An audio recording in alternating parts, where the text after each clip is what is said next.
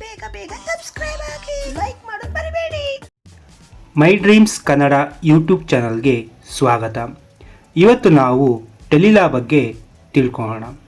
ಅದಕ್ಕಿಂತ ಮುಂಚೆ ಯಾರೆಲ್ಲ ಫಸ್ಟ್ ಟೈಮ್ ನನ್ನ ಚಾನಲ್ನ ನೋಡ್ತಾ ಇದ್ದೀರಿ ಸಬ್ಸ್ಕ್ರೈಬ್ ಆಗಿ, ಹಾಗೂ ವಿಡಿಯೋ ಇಷ್ಟ ಆದರೆ ಲೈಕ್ ಮಾಡಿ, ಶೇರ್ ಮಾಡಿ. ಇವತ್ತು ನಾವು ಟೆಲಿಲಾ ಎಂದರೇನು, ಟೆಲಿಲಾದ ಉದ್ದೇಶವೇನು, ಟೆಲಿಲಾದ ಕಾರ್ಯಕ್ರಮವೇನು, ಟೆಲಿಲಾದಲ್ಲಿ ಒಳಗೊಂಡಿರುವ ಪ್ರಕರಣಗಳು ಯಾವುವು ಅಂತ ತಿಳ್ಕೊಳ್ಳೋಣ.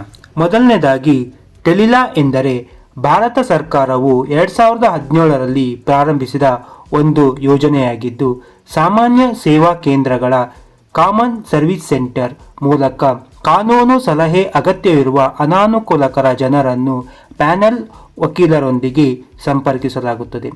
ಇದು ಸಂವಹನ ಮತ್ತು ಮಾಹಿತಿ ತಂತ್ರಜ್ಞಾನವನ್ನು ICT ಕಾನೂನು ಮಾಹಿತಿ ಮತ್ತು ಸಲಹೆಗಳನ್ನು ಒದಗಿಸಲು ಬಳಸಲಾಗುತ್ತದೆ.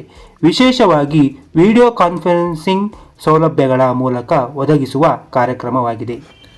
ಅದೇ ಥರ ಟೆಲಿಲಾದ ಉದ್ದೇಶ ಅಂಚಿನಲ್ಲಿರುವ ಮತ್ತು ಅನಾನುಕೂಲಕರ ಜನರಿಗೆ ಪ್ರಾಥಮಿಕ ಹಂತದಲ್ಲಿ ಕಾನೂನು ಸಲಹೆ ಮತ್ತು ಸಮಾಲೋಚನೆಯನ್ನು ಒದಗಿಸುವುದು ಇದರ ಮುಖ್ಯ ಉದ್ದೇಶವಾಗಿದೆ.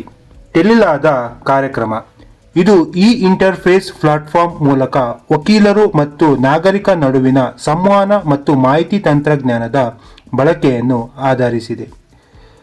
ಸಾಮಾನ್ಯ ಸೇವಾ ಕೇಂದ್ರದಲ್ಲಿ ಲಭ್ಯವಿರುವ ವಿಡಿಯೋ ಕಾನ್ಫರೆನ್ಸಿಂಗ್ ಅಥವಾ ಟೆಲಿಫೋನ್ ಸೌಲಭ್ಯಗಳ ಮೂಲಕ ನಾಗರಿಕರನ್ನು ವಕೀಲರೊಂದಿಗೆ ಸಂಪರ್ಕಿಸಲಾಗುತ್ತದೆ. ಅದೇ ಥರ ಟೆಲಿಲಾದಲ್ಲಿ ಒಳಗೊಂಡಿರುವ ಪ್ರಕರಣಗಳು ಯಾವುವು?